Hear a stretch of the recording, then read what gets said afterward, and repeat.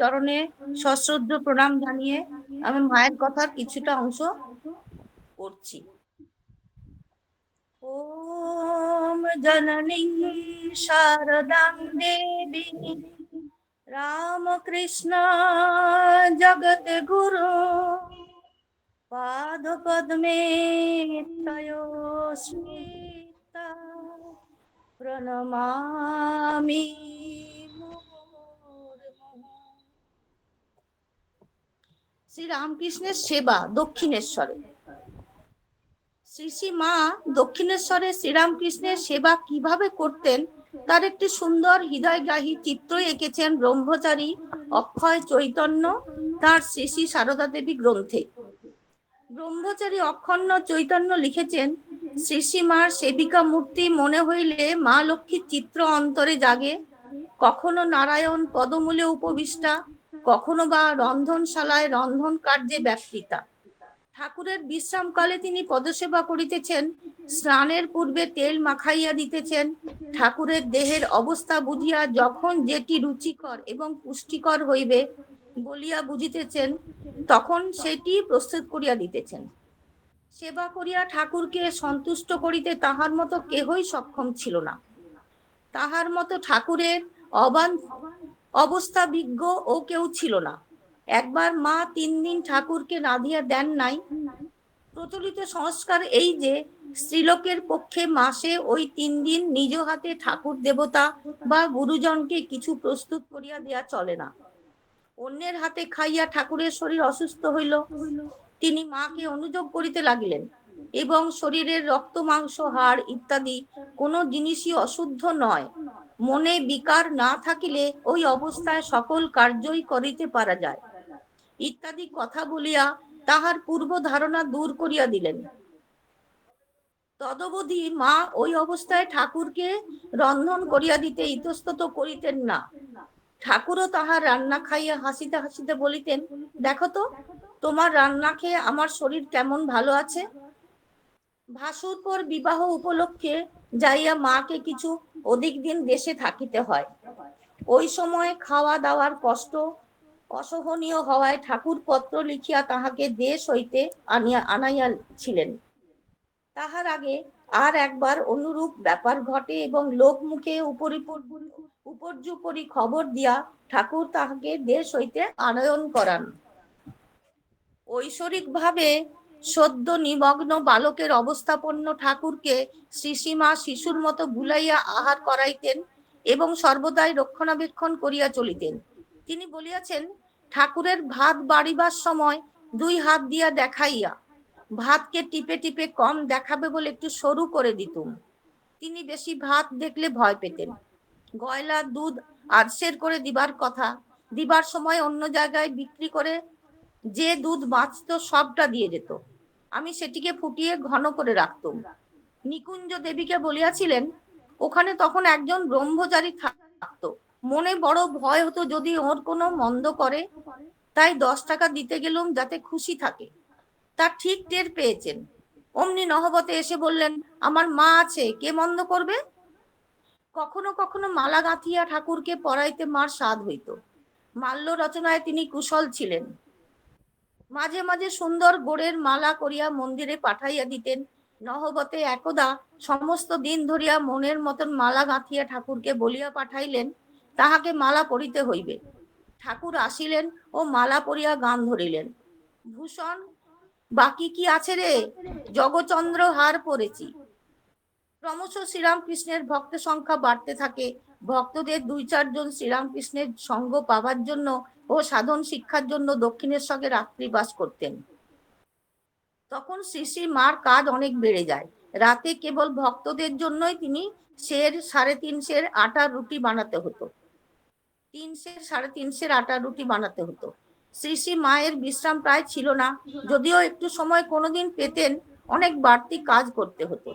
যেমন একবার ঠাকুর এক গোছা পাট এনে দিয়ে ভক্তদের জন্য লুচি মিষ্টির হাঁড়ি ঝুলিয়ে রাখবার জন্য শিকে পাকাতে বললেন। এ অবস্থায় স্বামী অদ্ভুতানন্দকে তখন লাটু মহারাজ। শ্রীরামকৃষ্ণ কাজে লাগান শ্রী শ্রী মাকে সাহায্য করবার জন্য।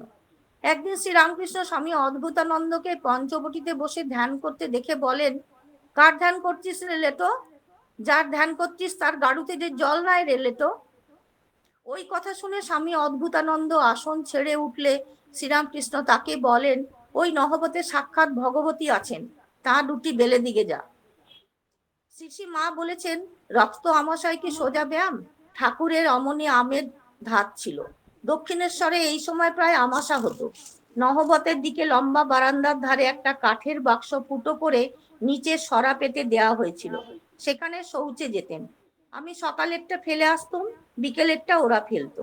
সেই সময় এক মেয়ে আসে, বললে কাশি থেকে এসেছে।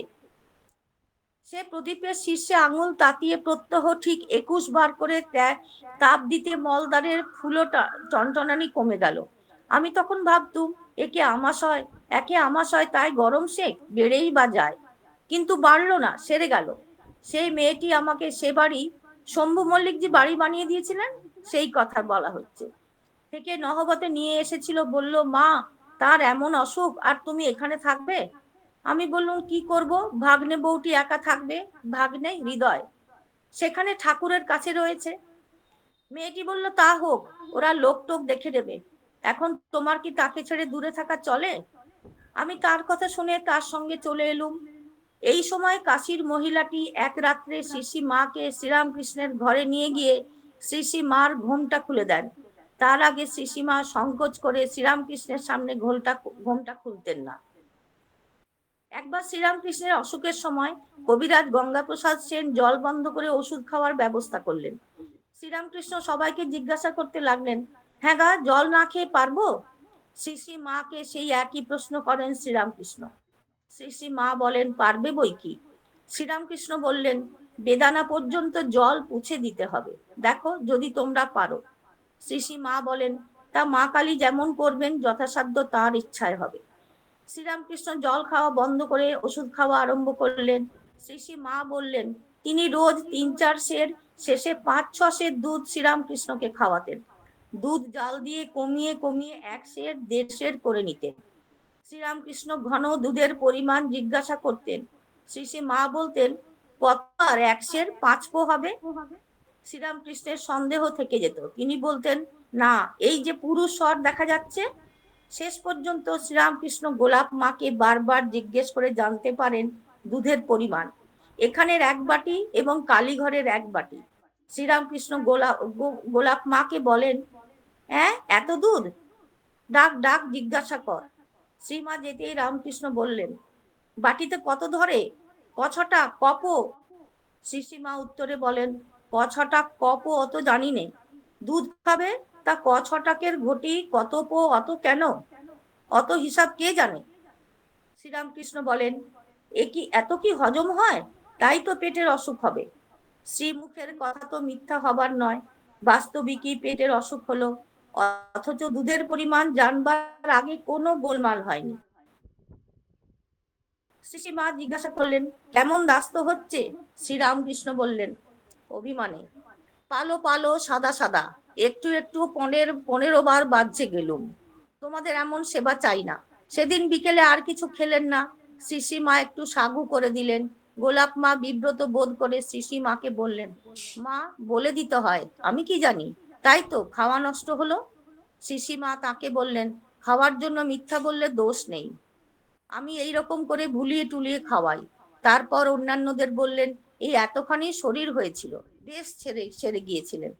স্বামী অরূপানন্দ তখন বলেন, এ তো দেখছি মনেই সব। শ্রী মা উত্তরে বলেন, তাই তো মনেই, নতুবা না বললে এমনি বেশ খেতেন। শ্রী মায়ের কথা সমাপ্ত করলাম। ওম যথাগ্নের দাহিকা শক্তি রামকৃষ্ণে স্থিতা হিজা সর্ববিদ্যা স্বরূপাং তাং শারদাং প্রণমাম্যহম। নমস্কার।